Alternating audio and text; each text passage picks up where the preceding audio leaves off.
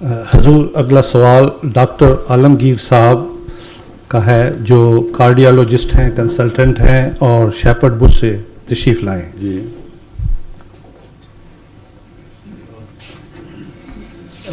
کیا حال ہے ڈاکٹر صاحب، خیریت سے ہیں؟ جی بالکل ٹھیک ٹھاک. کارڈیالوجسٹ ہیں آپ ماشاء اللہ. جی میں کارڈیالوجسٹ ہوں. کہاں سے ہیں ہندوستان سے؟ میں پاکستان لاہور سے ہوں. جی لاہور سے ہیں؟ ہاں جی. اچھا نام کیا بتایا تھا انہوں نے آپ کا؟ عالمگیر.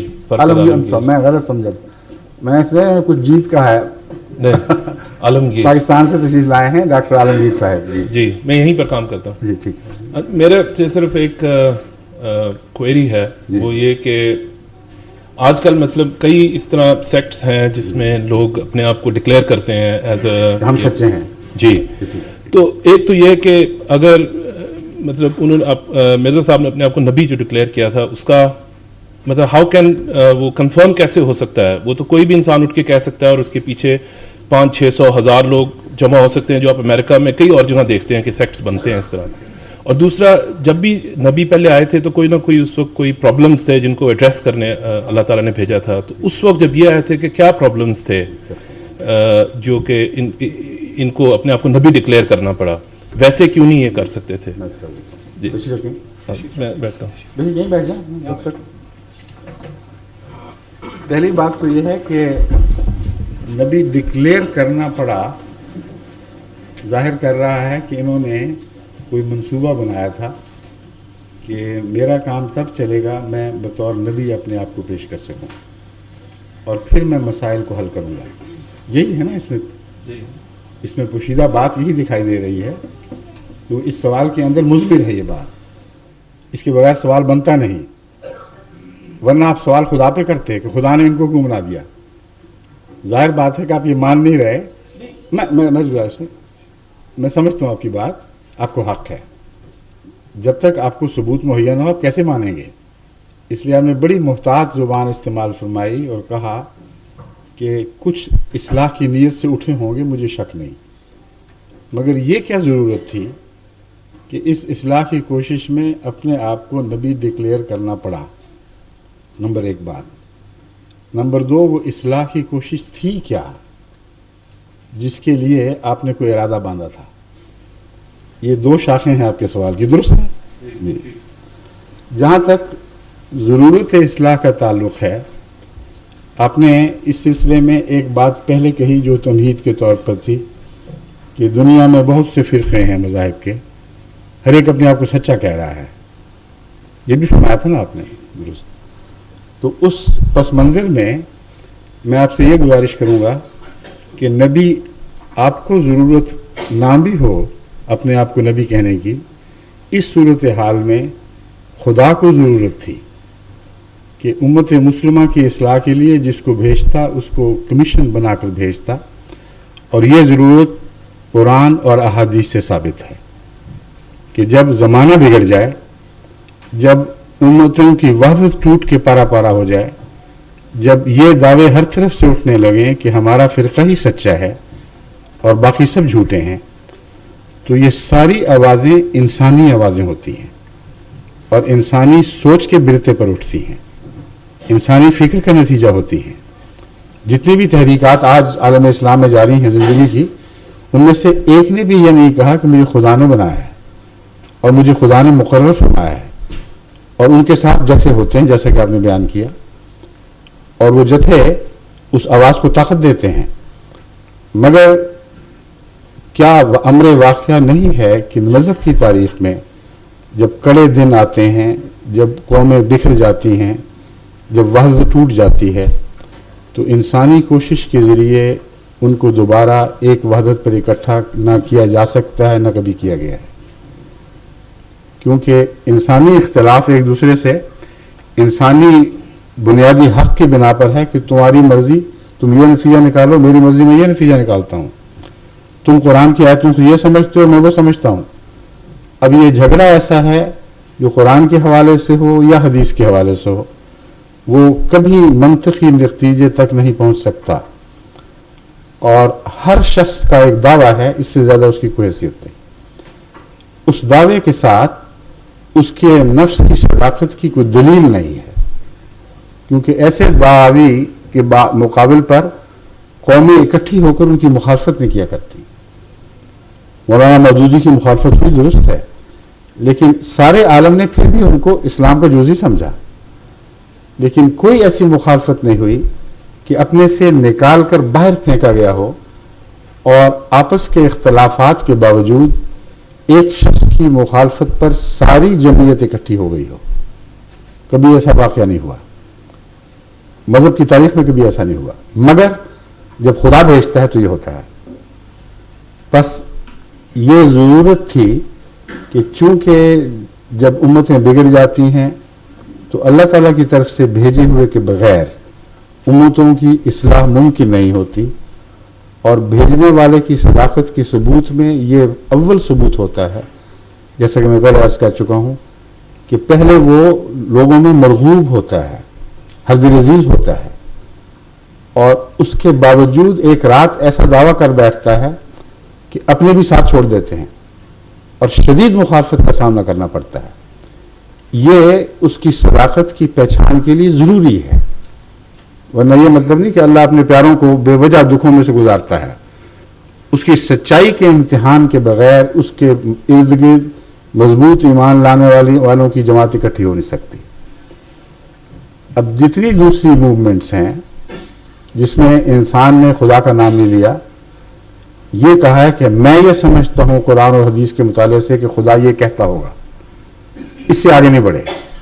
کسی نے یہ نہیں کہا کہ اللہ نے ہمیں خود مقرر فرمایا، ہدایت دی کہ یہ کہو، اور اس آیت کا یہ مضمون ہے، اس آیت کا یہ مطلب ہے. کسی ایک نے بھی یہ دعویٰ نہیں کیا، اس لیے ان کے ساتھ وہ مخالفت بھی نہیں ہوئی. اس لیے نہ ان کی سچائی کا امتحان ہوا، نہ ان کے ماننے والوں کی سچائی کا امتحان ہوا. مگر جب خدا کسی کو کھڑا کرتا ہے تو دوہرا فائدہ یہ ہے کہ نبی کی صداقت کا امتحان بھی اس کی اپنے ثبات قدم سے، بے نفسی سے، سب کچھ ہاتھ سے جاتا دیکھنے کے باوجود اپنے دعوے پر استقلال سے قیام کے نتیجے میں ظاہر ہو جاتا ہے. اور اگلا ثبوت لاکھوں کی صورت اختیار کر جاتا ہے. ہر شخص جو اس جماعت میں آتا ہے وہ آگ سے گزر کے آتا ہے، وہ پھولوں کی سیج پر چل کے نہیں آتا. اس کو گالیاں دی جاتی ہیں، اس کے خلاف مخالفتوں کی آگیں بڑھائی جاتی ہیں، اس کی جائیدادیں چھین لی جاتی ہیں. بسا اوقات ماں باپ اس کو اپنے حق کے وراثت سے محروم کر دیتے ہیں. اس کا مطلب یہ ہے کہ صرف ایک گواہی، ایک سچا نہیں رہا، اور بہت سے ایسے وجود اس کے ارد گرد کھڑے ہو جاتے ہیں جن میں سے ہر ایک کا کردار اس کی سچائی کی نشانی ہے. اگر اس نے یقین نہ کیا ہوتا، اگر اس کو کامل اعتماد نہ ہوتا کہ اس شخص میں کچھ سچائی کی علامتیں ہیں، تو وہ اپنی دنیا داؤ پہ نہ لگا دیتا محض اس خیال سے کہ شاید سچا ہو. کامل یقین کے بغیر انسان اپنی دنیا کو اپنے ہاتھوں سے لوٹا نہیں سکتا.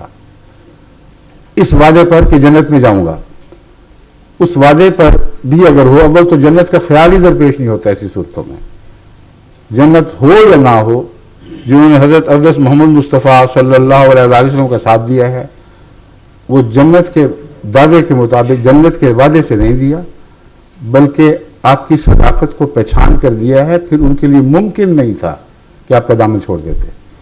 بس ایک سچے نے ارد گرد سچے پیدا کیے، ایک سچے کی مخالفت نے مخالفت حاصل کرنے والے یا مخالفت کا نشانہ بنائے جانے والے اور سچے پیدا کیے جو ثبات قدم کے ساتھ قائم رہے. کوئی طاقت ان کو اپنے رستے سے ہٹا نہیں سکتی. یہ دوسری وجہ ہے کیوں خدا کو اپنی طرف سے کسی کو مقرر کرنا پڑتا ہے. پھر جو ان مصیبتوں کے بعد دین کو قبول کرتے ہیں، کیونکہ محض للہ کرتے ہیں، انہیں پھر خدا والوں کی علامتیں پائی جاتی ہیں.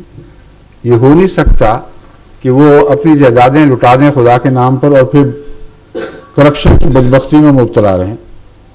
وہ بدجانتی اسی طرح کریں، دنیا کی حوث اسی طرح جاری رہے، کیونکہ یہ تضاد ہے کردار کا. ایک طرف اپنی چیز اپنے ہاتھ میں آئی ہوئی خدا کے نام پر یوں چھوڑ دی جیسے اس کی کوئی قیمت نہیں، دوسری طرف پھر دنیا کما رہے ہیں. یہ ہو نہیں سکتا. تو سوسائٹی کی اصلاح کے لیے ضروری ہے. یہ ناممکن ہے کہ ایک کرپٹ سوسائٹی محض جماعتوں کے قیام سے درست ہو جائے. نہ کبھی دنیا میں کسی نے ایسا ہوتا دیکھا ہے، نہ اب ہو رہا ہے پاکستان میں یا دوسری دنیا میں۔ کتنی بڑی بڑی جماعتیں قائم ہوئی ہیں، کتنی بڑی دین کی باتیں ہوئی ہیں، کتنی بڑی دین سے وابستہ حکومت کے قیام کا اعلان کیا گیا۔ ضیاء الحق کی تاریخ کوئی بہت پرانی نہیں ہے۔ کتنی بار زبردستی مسلمانوں کو نماز پر قائم کرنے کی کوشش کی گئی، کتنی بار یہ کہا گیا کہ بے حیائیاں چھوڑ دو، اسلام کی طرف آ جاؤ، اب تمہارا قانون تمہیں اجازت دیتا ہے کہ جس طرح چاہو اسلام پر عمل کرو، اور پھر قانون نے پوری حفاظت دی۔ کیا آج سے 10 سال پہلے کا دیانتداری کا معیار پاکستان کا وہی تھا جو آج ہے؟ کیا یہ پریسیپس سے نیچے نہیں گر چکا؟ کیا تیزی کے ساتھ سارا ملک بد اخلاقی اور بے حیائی میں اس طرح بگٹٹ نہیں دوڑ رہا جیسے کسی پہاڑی کی چوٹی سے کسی کو نیچے پھینک دیا جائے؟ یہ کیسے رک سکتے ہیں؟ نہ رک سکتے نہ رکے۔ اس لیے کہ دنیا میں جو لوگ مذہب کے نام پر جماعتیں قائم کرتے ہیں ان کو خدا کی تائید حاصل نہیں ہوتی، ان کے اپنے مقاصد ہوتے ہیں، وہ اپنے گرد جتھا اکٹھا کرنا چاہتے ہیں، اس لیے جتھے والی آوازیں دیتے ہیں، لیکن ان کے ماننے والے ان کے مرید اغوا کریں، لوٹیں، بچوں کی زندگیاں چھین لیں، ماؤں کے سکون لوٹ لیں، جو چاہیں کریں، آگے لگا دیں گھروں میں، اغوا کر کے پیسے مانگیں اور نہ دیے جائیں تو بچے ذبح کر دیے جائیں، یا چوری، ڈاکہ، اغوا، قتل مسجدوں میں بھی ہو، مسجدوں سے باہر بھی ہو۔ وہاں مولوی کو نیند کیسے آ رہی ہے؟ اس کا صبر و سکون لٹا کیوں نہیں؟ صاف ظاہر ہے کہ یہ سارے خدائی کے دعوے دار ہیں۔ ان کی مانو گے، ان کے سامنے سر جھکاؤ گے تو تمہیں اجازت ہے جو چاہو کرتے پھرو، تمہارے اسلام کو کوئی گزر نہیں، ہم تمہارے اسلام کی حفاظت کریں گے۔ کون ہوتا ہے تمہاری طرف ٹیڑھی آنکھ سے دیکھنے والا؟ مگر ہمیں نہ چھوڑنا۔ ہمارے فرقے کو چھوڑا تو پھر ہم تمہیں سبق سکھائیں گے، ورنہ نہیں۔ بس ہر فرقے کے امام نے اپنے فرقے کے لوگوں کو عملاً جو ہر قسم کی کھلی چھٹی دے دی ہے، اس کے نتیجے میں اسلام کا نام صرف نام ہے، وہاں حقیقت اسلام موجود ہی نہیں ہے۔ حقیقت اسلام موجود ہو تو تقویٰ دکھائی دے، بازاروں کے حالات بدل جائیں، انسان دوسری عورت پر بری نظر اٹھانے کے تصور بھی نہ کرے، بچے واہ کرنا اور قتل کرنا۔ کون سا اسلام سکھاتا ہے یہ؟ جن سربراہوں کے پیچھے یہ لوگ ہیں انہوں نے کبھی نوٹس لیا؟ کبھی وہ نکلے ہیں گلیوں میں کہ ہم یہ نہیں ہونے دیں گے؟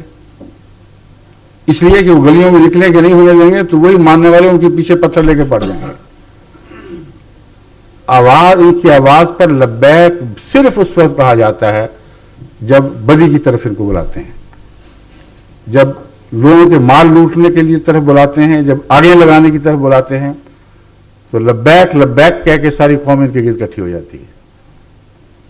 کیا کبھی خدا کے کسی رسول نے اس نام پر لوگوں کو اپنے گرد اکٹھا کیا تھا کہ آؤ میں تمہیں بلاتا ہوں کہ سب کے گھروں کو آگے لگا دو، بچوں کو اغوا کر لو، ان کو لوٹو، یتیموں کی جائیدادیں کھا جاؤ، بیواؤں کے اموال لوٹ لو، جھوٹے مقدمے کرو، اور دن رات دنیا کی فکر رہے جائیدادیں بنانے کی، اور سیاست بھی کرو تو مسلسل جھوٹ کی سیاست کرو، عدالتوں میں جاؤ تو جھوٹ سے مسلح ہو کر جاؤ، ورنہ تمہارا کوئی امن نہیں۔